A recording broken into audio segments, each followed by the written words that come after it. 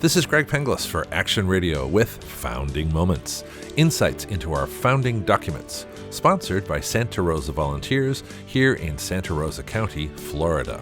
Santa Rosa Volunteers is available at their website, SRV1776.com.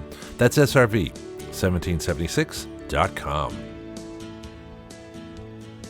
Federalist Papers number 9 was written by our now familiar friend Alexander Hamilton, November 21st, 1787. And again, he starts in on how the Constitution is required to keep a firm union, which he defines right in the beginning. A firm union will be of the utmost moment to the peace and liberty of the states, as a barrier against domestic faction and insurrection. It is impossible to read the history of the petty republics of Greece and Italy without feeling sensations of horror and disgust at the distractions with which they were continually agitated, and at the rapid succession of revolutions by which they were kept in a state of perpetual vibration between the extremes of tyranny and anarchy.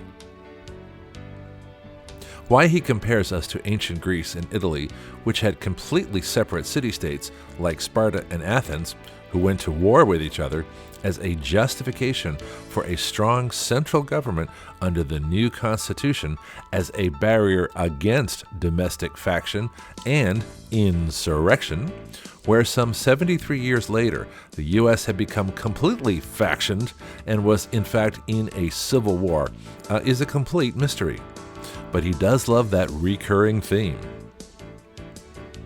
Leaving behind the ancients who screwed up their republics with despots who created tyrannies over the people, Hamilton makes a huge leap to our modern republic, and after saying the science of politics has received great improvement, then perfectly describes the way a republic is supposed to be characterized, saying this: the regular distribution of power into distinct departments, the introduction of legislative balances and checks, the institution of courts composed of judges holding their offices during good behavior, the representation of the people in the legislature by deputies of their own election. These are wholly new discoveries, or have made their principal progress towards perfection in modern times. They are means and powerful means by which the excellences of a republican government may be retained and its imperfections lessened or avoided. One imperfection that needs immediate addressing is that judges need to be held to good behavior and not the mythical lifetime appointment.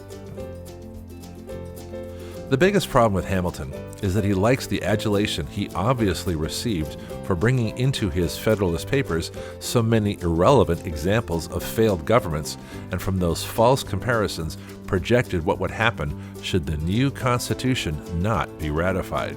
This is disingenuous. However, if you look carefully through the long paragraphs of fluff, he has his moments of brilliance. So let me set aside all the philosophers he quotes and the foreign failures that don't apply, and end with a moment of clarity for Hamilton.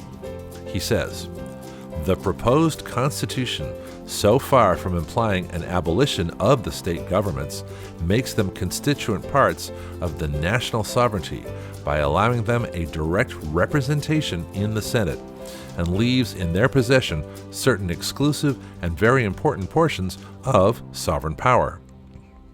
This fully corresponds in every rational import of the terms with the idea of a federal government. Oh, if only the states had retained their direct representation in the Senate, that the income tax were still apportioned by population and paid by the states and not by individuals, and if only our money came from the U.S. Treasury and not the Federal Reserve, maybe we wouldn't be where we are. So maybe the problems with the Constitution are not so much as it was ratified, but much more how it was amended. I'll be considering that prospect a lot more in future founding moments. The source for the Federalist Papers is federalistpapers.org.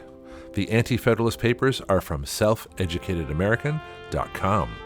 The Articles of Confederation are from usconstitution.net. This is Greg Penglis for Action Radio with Founding Moments, sponsored by Santa Rosa Volunteers. Their website is SRV1776.com. That's SRV1776.com. Please share this report to anyone who needs it.